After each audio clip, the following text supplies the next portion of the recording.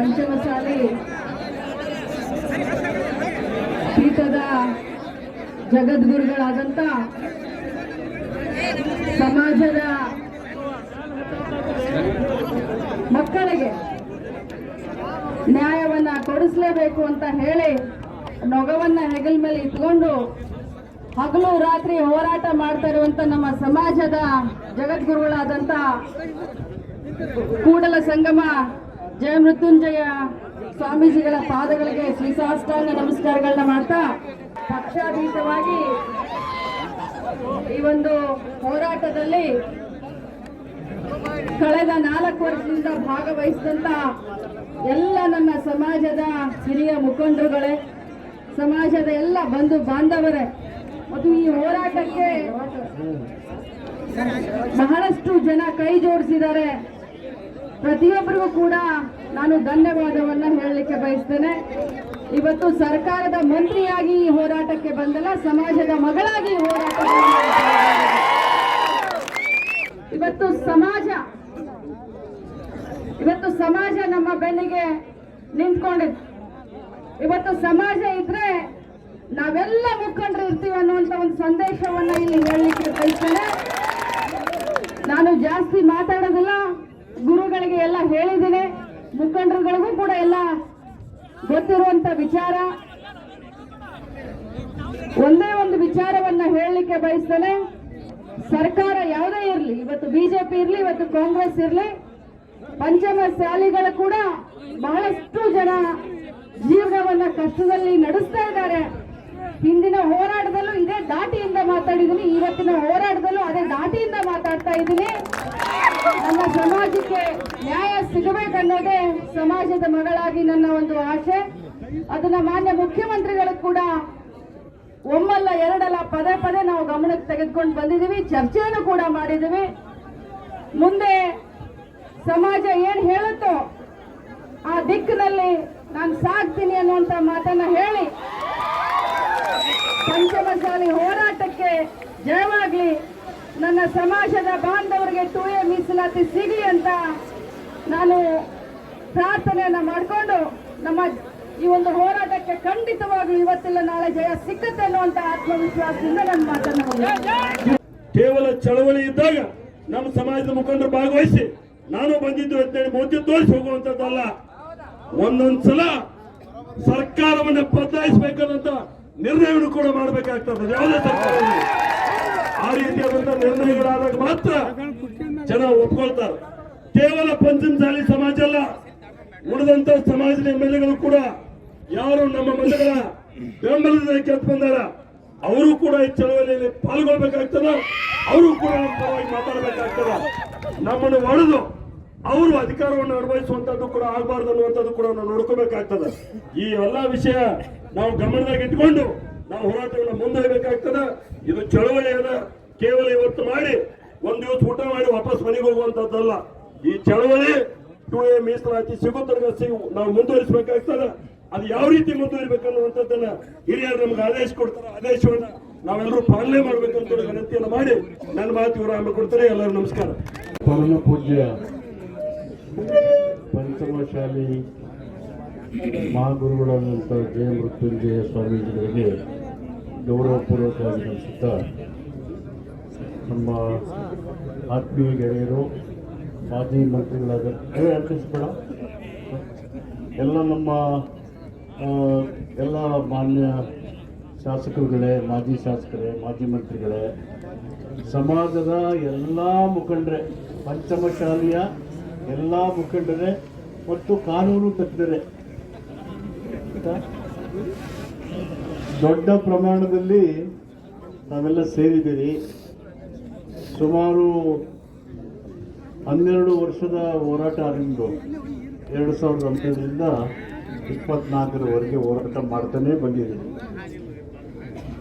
ನಿನ್ನೆ ತಾನೇ ನಮ್ಮ ಸರ್ಕಾರ ವಿಧಾನಸೌಧದ ಮುಂದೆ ಅನುಭವ ಮಂಟಪದ ಆ ಚಿತ್ರವನ್ನು ಅಲ್ಲಿ ಅನಾವರಣಗೊಳಿಸಿದ್ದೇವೆ. ಅದು ನಮ್ಮ ಸರ್ಕಾರ ಪ್ರಜಾಸತ್ತಾತ್ಮಕ ಮೌಲ್ಯಗಳಲ್ಲಿ ನಂಬಿಕೆಯನ್ನು ಇಟ್ಕೊಂಡಿರತಕ್ಕಂಥ ಸರ್ಕಾರ. ಪ್ರಜಾಸತ್ತಾತ್ಮಕ ಶಾಂತಿಯುತ ಮಾರ್ಗಗಳ ಹೋರಾಟಕ್ಕೆ ಯಾವತ್ತೂ ಅಡ್ಡಿಪಡಿಸ್ತಕ್ಕಂಥ ಪ್ರಶ್ನೆ ಬರೋದೇ ಇಲ್ಲ, ಮಾಡೋದಿಲ್ಲ. Democratic movement with piece and tolerance, ಈ ಚಳುವಳಿಗೆ ಯಾರಿಗೂ ಅಭ್ಯಂತರ ಇಲ್ಲ.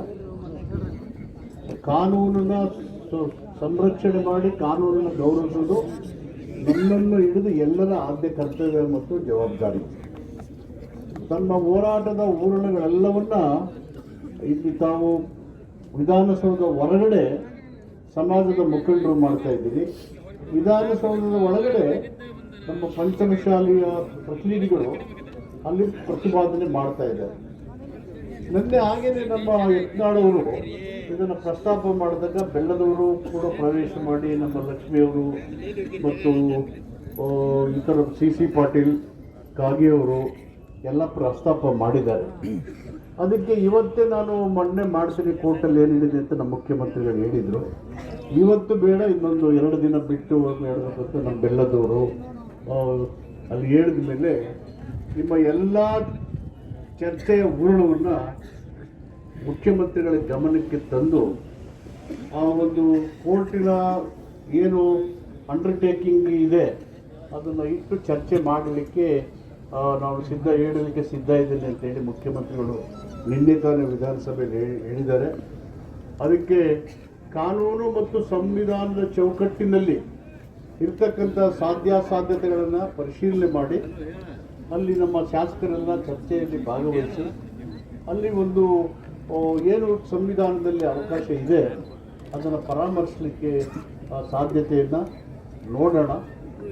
ನಿಮ್ಮ ಎಲ್ಲ ಬೇಡಿಕೆಗಳ ವಿಷಯಗಳು ಮುಖ್ಯಮಂತ್ರಿ ಕೈಗೆ ಸೇರಿರೋದ್ರಿಂದ ಇವತ್ತಿನ ಸಭೆಯ ವಿಷಯಗಳು ಮತ್ತು ಚರ್ಚೆಯನ್ನು ಅವರ ಗಮನಕ್ಕೆ ತಂದು, ಮತ್ತು ನಾಳೆ ರಜೆ ಇರೋದ್ರಿಂದ ನಮ್ಮ ದಿವಂಗತ ಮುಖ್ಯಮಂತ್ರಿ ಎಸ್.ಎಂ. ಕೃಷ್ಣ ಅವರು ತೀರ್ಕೊಳ್ಳೋದ್ರಿಂದ ನಾಡಿದ್ದು ಮತ್ತೆ ಸಭೆ ಸೇರಿದಾಗ ಬಹುತೇಕ ನಿನ್ನೆ ಆದಂಥ ಚರ್ಚೆಯ ಒಂದು ಮುಂದುವರಿದ ಭಾಗವನ್ನು ಅಲ್ಲಿ ವಿಧಾನಸೌಧದ ಇಲ್ಲಿ ಮಂಡನೆ ಕಾಗದಪತ್ರಗಳನ್ನು ಮಂಡಿಸಲಿದ್ದಾರೆ. ನಮ್ಮ ಶಾಸಕರುಗಳೇ ಕೇಳಿದ್ದಾರೆ. ಪಂಚಮಶಾಲೆಯ ಶಾಸಕರು ಒಂದು ಕಡೆ ಆದರೆ BJP ವಿರೋಧ ಪಕ್ಷದ ಉಪನಾಯಕರು ಮತ್ತು ನಮ್ಮ ಹಿರಿಯ ಮುಖಂಡರು ಸದಾ ಹೋರಾಟದ ಕಿಚ್ಚನ್ನು ಕೈಯಲ್ಲಿ ಜೊತೆಯಲ್ಲಿ ಇಟ್ಟಿರ್ತಕ್ಕಂಥ ಯತ್ನಾಳು ನಮ್ಮ ಸ್ನೇಹಿತರು, ಅವರು ಸದಾಕಾಲ ಯಾರ ಮುಖ ನೋಡದೆ ಏನು ಇದೆ ಅದನ್ನು ನೇರವಾಗಿ ಹೇಳುವಂಥವ್ರು. ಇಲ್ಲಿ ಸಾಧ್ಯಾಸಾಧ್ಯತೆಗಳನ್ನು ಅಲ್ಲಿ ಪರಿಶೀಲನೆ ಮಾಡೋಣ. ನಿಮ್ಮ ಎಲ್ಲ ವಿಷಯಗಳನ್ನು ಮುಖ್ಯಮಂತ್ರಿಗಳ ಗಮನಕ್ಕೆ ತರ್ತೇವೆ. ತಾವೆಲ್ಲರೂ ಇಷ್ಟೊಂದು ಪೀಸ್ಫುಲ್ ಆಗಿ ದೊಡ್ಡ ಸಂಖ್ಯೆಯಲ್ಲಿ ಸೇರಿ ಈ ಒಂದು ಸಭೆಯಲ್ಲಿ ಭಾಗವಹಿಸಿದ್ದೀರಿ. ಸದಾಸತ್ತಾತ್ಮಕ ಮಾರ್ಗಗಳ ಮೂಲಕ ನಿಮ್ಮ ಹೋರಾಟಗಳಿಗೆ ಯಾರು ಅಡ್ಡಿ ಮಾಡೋದಿಲ್ಲ ಅಂತ ಸ್ಪಷ್ಟಪಡಿಸಿದ್ದೀರಿ. ಕಾನೂನನ್ನು ಕೈ ತಗತಕ್ಕಂಥ ಪ್ರಯತ್ನವನ್ನು ಯಾರೂ ಮಾಡಲಿಕ್ಕೆ ನಮ್ಮ ಸಂವಿಧಾನದಲ್ಲಿ ಕಾನೂನಿಗೆ ಅವಕಾಶ ಇಲ್ಲ. ಅದರಿಂದ ನಿಮ್ಮ ಈ ಮನವಿ ಏನಿದೆ ಆ ಮನವಿಯ ಎಲ್ಲ ವಿಷಯಗಳನ್ನು ಮೌಖಿಕವಾಗಿ ಈಗಾಗಲೇ ಬರವಣಿಗೆಯಲ್ಲಿ ಕೊಟ್ಟಿರೋದ್ರಿಂದ ಮೌಖಿಕವಾಗಿ ನಮ್ಮ ಮುಖ್ಯಮಂತ್ರಿಗಳು ಹೇಳಿದರು. ಅಲ್ಲಿ ಪ್ರೇಕ್ಷಕರಿಗೆ ಸಂತಾಪ ಸೂಚನೆ ನಡೀತಾ ಇತ್ತು, ನಾನು ಮಾತಾಡಬೇಕಾಗಿತ್ತು. ನನಗೆ ನಮ್ಮ ಡಾಕ್ಟರ್ ಸುಧಾಕರ್ ಅವರಿಗೆ, ನಮ್ಮ ವೆಂಕಟೇಶ್ ಅವರು ಹೈಯರ್ ಎಜುಕೇಷನ್ ಮಿನಿಸ್ಟರ್ ಮತ್ತು ನಮ್ಮ ಅನಿಮಲ್ ಹಸ್ಬೆಂಡ್ರಿ ಅಗ್ರಿಕಲ್ಚರ್ ಮಿನಿಸ್ಟರ್ ಅವ್ರನ್ನ 3 ಜನ ಹೋಗಿ ಆ ಸಭೆಗೆ ಮತ್ತು ಸ್ವಾಮೀಜಿಯವರಿಗೆ ಗೌರವ ಕೊಟ್ಟು ಅವರ ಅಭಿಪ್ರಾಯವನ್ನು ತಿಳ್ಕೊಂಡು ಬನ್ನಿ ಅಂತ ಹೇಳಿ ನಮ್ಮನ್ನು ಕಳಿಸಿದ್ದಾರೆ. ಅದಕ್ಕೆ ಅದರ ಉದ್ದೇಶ ನಿಮಗೆ ಗೌರವ ಸೂಚಿಸಬೇಕು ಅಂತಕ್ಕಂಥ ಉದ್ದೇಶ ನಮ್ಮನ್ನು ಕಳಿಸಿದ್ದಾರೆ. ಈ ಎಲ್ಲ ನಿಮ್ಮ ವಿಚಾರಗಳ ಪೂರ್ಣವನ್ನು ಮುಖ್ಯಮಂತ್ರಿಗಳ ಗಮನಕ್ಕೆ ತರ್ತೇನೆ ಅಂತ ಹೇಳಿ ಈ ವೇದಿಕೆ ಮೂಲಕ ತಮಗೆ ತಿಳಿಸಲಿಕ್ಕೆ ಬರ್ತೀನಿ. ಧನ್ಯವಾದ.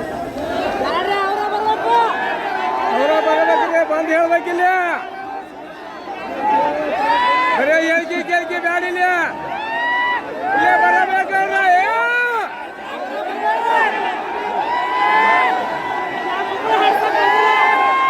ಬರಲ್ಲ ಇಲ್ಲೇ ಬರ್ಬೇಕ,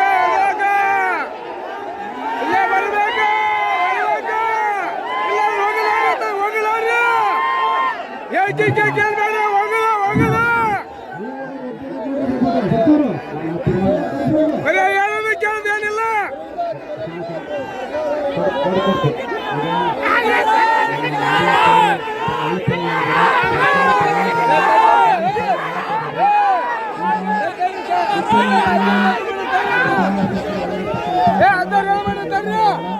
ಅಲ್ಲೇ ಮುಖ್ಯಮಂತ್ರಿಗಳು ಬಂದು ತಮ್ಮ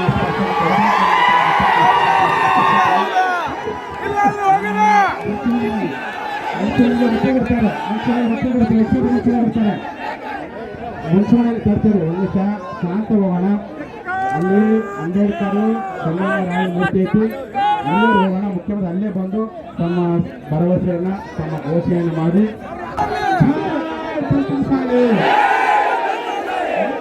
ಪಂಚಮಸಾಲಿ ಮೀಸಲಾತಿ ಹೋರಾಟಕ್ಕೆ ಭಗವಾನ್ ಬಸವೇಶ್ವರ ಮಹಾರಾಜ್ಗೆ, ಸಂಗೊಳ್ಳಿ ರಾಯಣ್ಣನವರಿಗೆ, ಬಾಬಾ ಸಾಹೇಬ್ ಅಂಬೇಡ್ಕರ್ ಅವರಿಗೆ ಮೀಸಲಾತಿ ಹೋರಾಟಕ್ಕೆ ಪಂಚಮಸಾಲಿ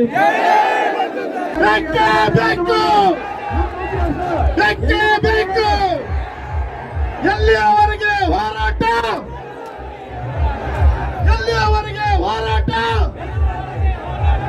ಬೇಕೇ ಬೇಕು, ಬೇಕೇ ಬೇಕು.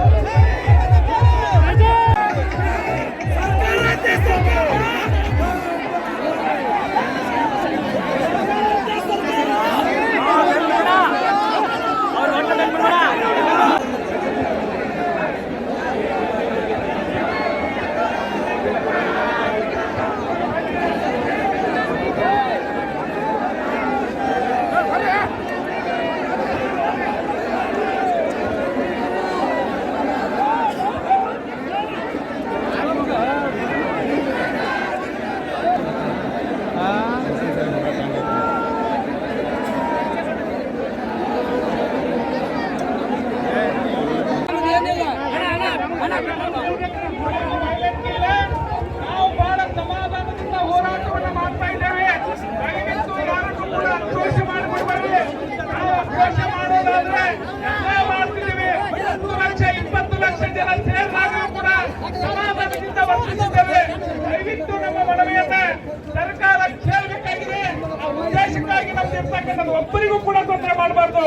ದಯವಿಟ್ಟು ನಮ್ಮ ಸಮಾಜದ ಬಂಧುಗಳನ್ನು ಯಾವ ಬಸ್ಗೆ ಎತ್ತಿಸಿದ್ರು ದಯವಿಟ್ಟು ಕೆಳಗಡೆ ಇಳಿಸಿ. ನಾವು ಸ್ವಾಮೀಜಿಗಳು ಮತ್ತು ನಮ್ಮ ನಾಯಕರು ನ್ಯಾಯವಾದಿಗಳು ತೆಗೆದುಕೊಳ್ಳತಕ್ಕಂಥ ನಿರ್ಣಯಕ್ಕೆ ಬದ್ಧರಿದ್ದೇವೆ. ದಯವಿಟ್ಟು ಯಾವುದೇ ರೀತಿಯಾಗಿರ್ತಕ್ಕಂಥ ಅಹಿತಕರ ಘಟನೆಗೆ ನಮ್ಮ ಆಸ್ಪದ ಇಲ್ಲ. ಜೈ ಪಂಚಮಸಾಲಿ.